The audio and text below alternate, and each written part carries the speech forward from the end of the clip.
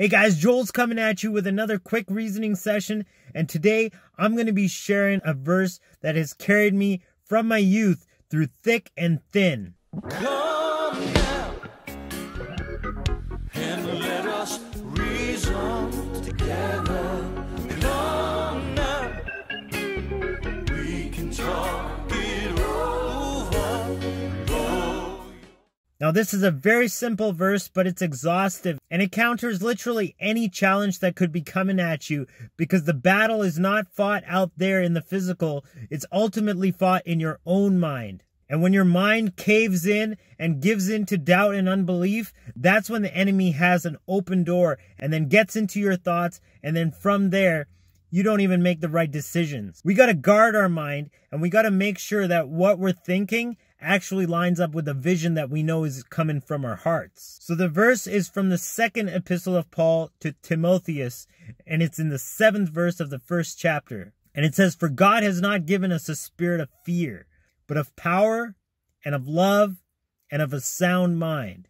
Now, I'm going to break all these words down, but first and foremost, we got to realize what it's saying here, that God, the divine source, the ultimate cause of all manifested reality, has not given us, as beings housing awareness, we don't have a spirit of fear.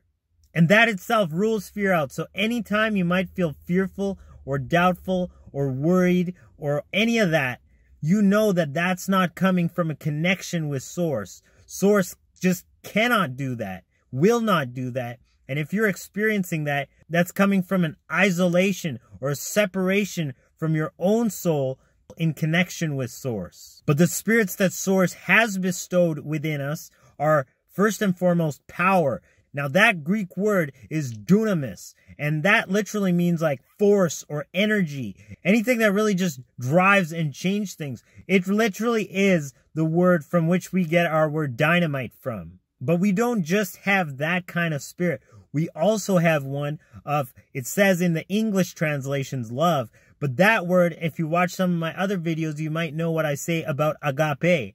Agape is literally unconditionality, seeing things as Source sees them, as if the end is already manifested from the beginning. You're not looking at the problem, you're not looking at the situation, you're looking at it through divine eyes and seeing things as if it's already closed the cycle, and all things are restituted to that divine harmony, that divine balance. And where this agape actually lies, there can be no fear.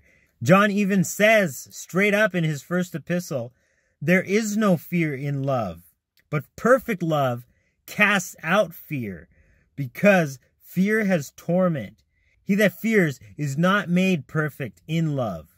And again, that word love is agape.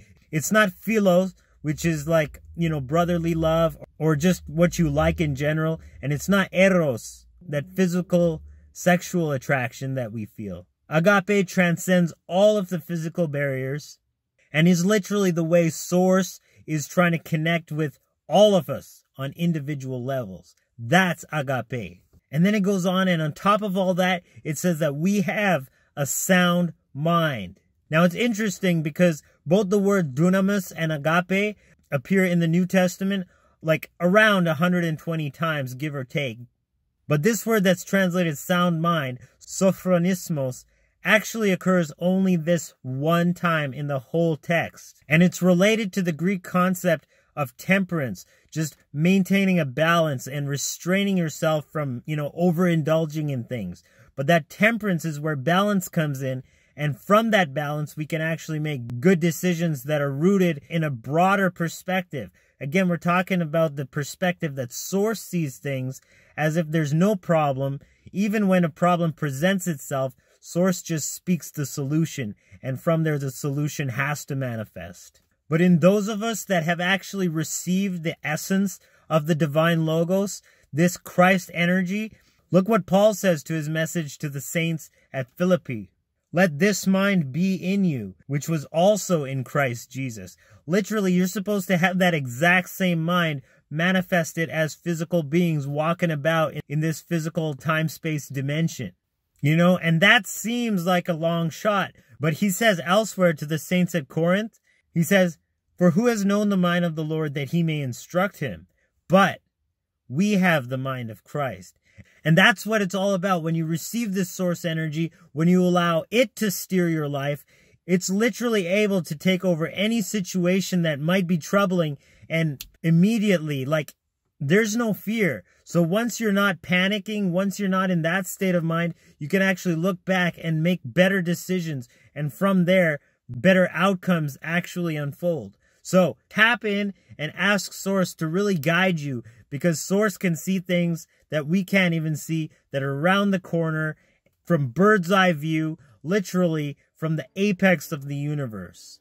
This is the force that we literally got at our backs. So I'll see you in the next reasoning sesh. Joel signing out once again.